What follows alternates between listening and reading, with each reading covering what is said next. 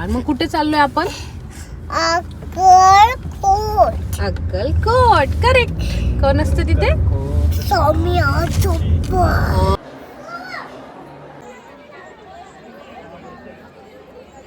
आणि हे नाथ नारायण वासुदेवा.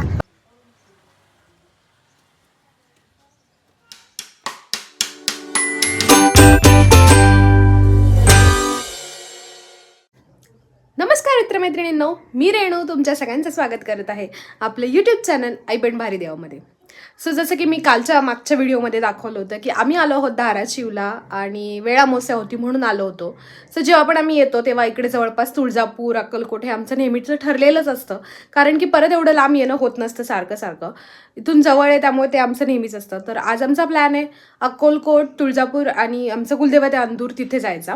सो सगळ्यात पहिले तर आम्ही अक्कलकोटला जाणार, कारण की ते थोडंसं इथून थोडं ते लांब आहे आणि मग वेळ जाईल म्हणून आधी अक्कलकोट करू. आणि ना तुम्हाला कळत असेल माझ्या चेहऱ्यावर ना की काल आम्ही खूप सगळे थकलेलो आहोत. खरंच काही एनर्जी नव्हती फार आज, पण जायचंय म्हटलं म्हणून पटपट रेडी झालोय. रुईला पण पटकन रेडी करते आता आणि तिच्यासाठी ब्रेकफास्ट वगैरे घरूनच बनवून घेऊन जाणार आहे, कारण आज खूप पूर्ण दिवसाचा प्लॅन आहे. तर सगळीकडे बाहेरचं तर नाही देणार, घरचं थोडंफार सोबत असलेलं कधी पण बेटर, कारण की कधी गर्दी असेल काय असेल तर आपल्या बॅगमध्ये कधी पण बेटर असतं. म्हणून मग तिच्यासाठी काय बनवून घेते काय सगळं ते पण तुमच्यासोबत शेअर करते. तो आम्ही आज काय काय करतो काय नाही ते बघत राहा, व्हिडिओ शेवटपर्यंत पाहत राहा. Stay tune. रोहितसाठी मी स्लर फार्मचे पॅनकेक बनवायला घेतले, जे ट्रॅव्हलमध्येच मी यूज करते. घरी तर मी ओट्स एग्सवालेच यूज करते, पण हे इझी आहे. दूध टाकायचं, थोडं तेल टाकायचं आणि तव्यावर टाकायचं, इझी. बाकी मी फ्रूट्स थोडेसे कॅरी केले होते, सो हे दोन्ही मिक्स करून मी सोबत ठेवलं होतं. आणि विशेष म्हणजे इकडे पण आल्यावर तिला तिच्याच वयाची एक मैत्रीण भेटली होती, त्यांच्या अशा गप्पा गोष्टी चालू होत्या. माझं नाव काय? तू राजा म्हणायचा. माझं काय नाव सांगता?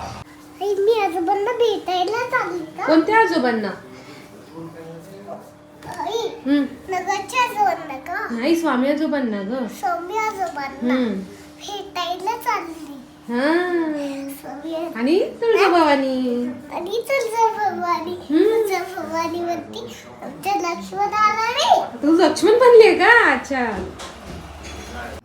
सो झाली आहे मी आता रेडी आणि आता आम्ही निघतोय. नाही म्हणता थोडा उशीर झालाच आहे. आम्हाला तर लवकर निघायचं होतं, पण ते काही पॉसिबल नाही. आणि इट्स ओके की रुईचा सलग 2-3 दिवस प्रवास चालू आहे, त्यामुळे एवढं एक्सपेक्ट करू शकत नाही तिच्याकडनं पण की लगेच तिने रोज उठावं.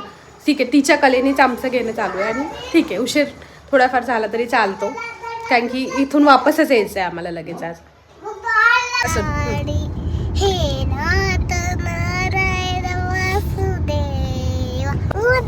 रघुपती राघव म्हणू आपण. रघुपती राघव राजा राम पतित पावन सीताराम. अब म्हण ना रघुपती म्हण. रावण सीताला घेऊन राहतो का श्रीलंकेला त्याच्या घरी? हो, विमानात बसून. विमानात. त्यांचं विमान कुठे असतं? कुठं असतं? तेच असतं का? जटायू पक्षी त्याला हरवायला येतो का? हो. त्याची खाली पाडतो का? हो. एवढी सर्दी झाली, खोकला झालाय, पण गप्पा काही संपत नाहीये तुमच्या. अच्छा, आम्ही लावून दिले आता. सर्दी झाली की काय करायचं? शिंक आली की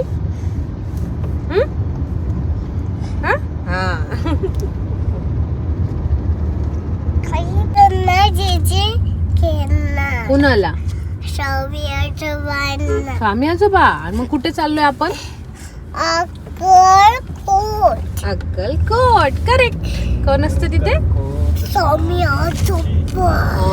मग तू काय करणार स्वामी आजोबांना?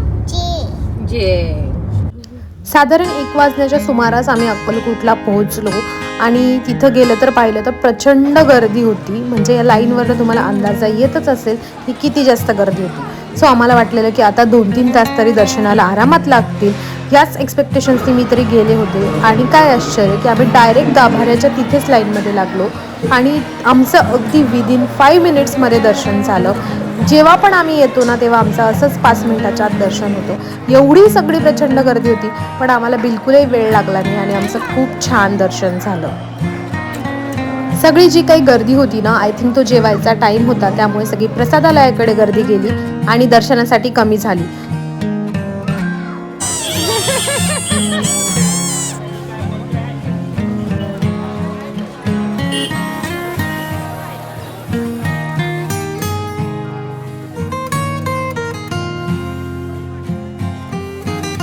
आणि वाटलं नव्हतं आम्हाला पण 5 मिनिटात आमचं दर्शन झालं. म्हणजे विदिन 5 मिनिट्समध्ये आम्ही बाहेर आलो. इतकी जास्त गर्दी होती. मी जाताना दाखवलं की तिथे प्रसादालयाला जाताना जेवढी गर्दी होती मला ते बघून वाटलं होतं की 2-3 तास तरी जातील पण तसं काहीच झालं नाही. आणि 5 मिनिटाच्या आत तर आम्ही बाहेर पण आलो. म्हणजे हे एक्सपेक्टेड नव्हतं. म्हणजे मागच्या वेळेस पण अनुभव असाच होता की खूप जास्त गर्दी होती पण तरी पण लवकर दर्शन झालं. आणि ह्यावेळेस पण तसंच झालं 5 मिनिटात तर आम्ही बाहेर आलो. सो छान झालं दर्शन. जरा मागच्यापेक्षा व्यवस्थित दर्शन तरी घेता आलं नाही तर मागच्याच खूप चेंगराचेंगरी होती थोडीशी पण यावेळेस जरा चांगलं झालं. आणि आता आलोय आम्ही जेवायला. आता जेवण करू आणि मग पुढे जाऊ तुळजापूर नाहीतर अंदूर दोन्हीपैकी कुठेतरी आम्ही जाऊ. काय कुठे जातो ते दाखवत असतो. गाडीत बसले की रुही गेली झोपून आणि मग आम्ही निघालो अंदूरला जायला.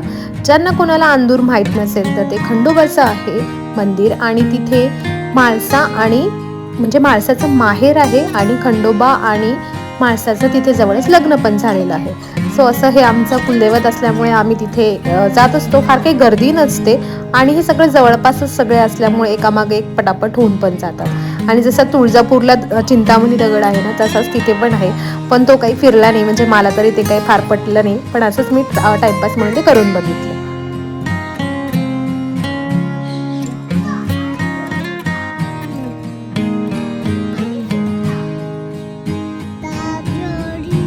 अंदूरचं दर्शन तर आमचं विदिन 5 मिनिटात झालं आणि मग आम्ही तिथून निघालो तुळजापूरला जायला. संध्याकाळचं वातावरण होतं बऱ्यापैकी 5-6 वाजलेले त्यामुळे ते छान सुंदर सगळीकडे वातावरण होतं आणि हळूहळू थंडी पण जाणवायला लागलेली. आणि असं करत करत आम्ही पोहोचलो तुळजापूरला. असं वाटलेलं की संध्याकाळची वेळ आहे तर मे बी गर्दी कमी असेल आणि दर्शन आपलं लवकर होईल म्हणून या अपेक्षेने आम्ही खरं तर संध्याकाळच्या वेळेला गेलो होतो. पण तिथे पण गर्दी प्रचंड दिसत होती. ॲक्च्युली मार्गशीर्ष महिना संपला होता आणि देवी आता निद्रादिन म्हणजे झोपायला जाणार होती. 8 दिवस देवी झोपायला जाते. सो ती त्यांची जी पूजा आहे ती संध्याकाळी होऊन मग पुढचं काय काय होणार होतं म्हणून प्रचंड गर्दी झाली होती. आणि ह्यावेळेस मी फर्स्ट टाईम हे गोमुखातनं जे पाणी येतं तिथे गेलेले. असं म्हणतात की डायरेक्ट काशीवरून तिथे पाणी येतं आणि हे ऑल टाईम नेहमी चालू असतं. सो मला वेगळं वाटलं म्हणून बरं झालं की पहिल्यांदा मी ते बघितलं. आणि हे होतं कल्लोळात खाली जे काही लोक जातात आणि पाय धुवून होतात ते पण आम्ही यावेळेस बघून आलो. नेहमी हे सगळं काही बघत नाही आम्ही. नंतर आम्ही पाहिली खूप मोठी लाईन होती तर म्हटलं की चला आपण मुखदर्शनच करूया म्हणून मग आम्ही मुखदर्शनच्या लाईनला गेलो. पण तिथे ही प्रचंड गर्दी होती आणि जी काही पूजा आज चालली होती ते आम्ही मग स्क्रीनवरच बघितली आणि तसंच आम्ही वापस आलो कारण की दर्शन घ्यायला खूप जास्त लाईन होती. म्हणून मग आम्ही बाहेरूनच दर्शन घेतलं. बाकीचे सगळे जे बाहेरचे देव होते त्यांचं दर्शन घेतलं आणि आलो. कारण की ऑलरेडी त्यांनी पूजेसाठी लाईन पण थांबवलेली होती. सगळं दर्शन थांबवण्यात आलं होतं म्हणून मग आम्ही बाहेर येणं प्रिफर केलं. त्यानंतर मग आलो आम्ही बाहेर जेवायला आणि तिथली येसूरवडी फेमस आहे म्हणून मग आम्ही ती ट्राय करून बघायला घेतली. आपले जसं पातोड्यांची भाजी असते त्याच टाईपची ती भाजी होती.